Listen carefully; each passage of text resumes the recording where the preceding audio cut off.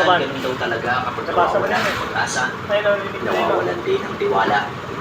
Pero ang mahalaga raw ay nagtagumpay sila. Kinabukasan din ay nagpaalam na si Lolo Silvio na babalik na sa bundok.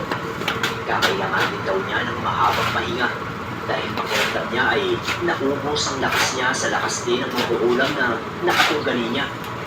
Hindi niya tinanggap ang bayad nila dito. Sapat na raw na nakatulong siya sa mga ito. Sila dito naman ay nanatili pa sa probinsya ng mahigit 1 buwan para sa pagpapagaling ni Ate Belinda.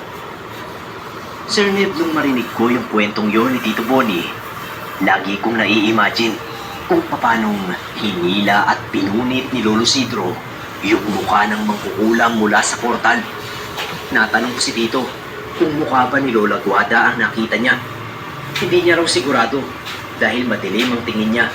Basta ang sigurado niya ay mukha yun at buhok ng isang matandang babae. Nakakadiri daw at nakakapangilabot dahil napalatan ng buhay yung kung sino man na hinila ni Lolo Sidro.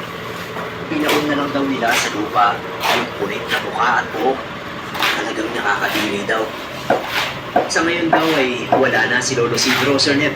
Ilang beses pa raw nilang dinalaw si Lolo Sidro sa bundok kasi ang laki daw ng utang.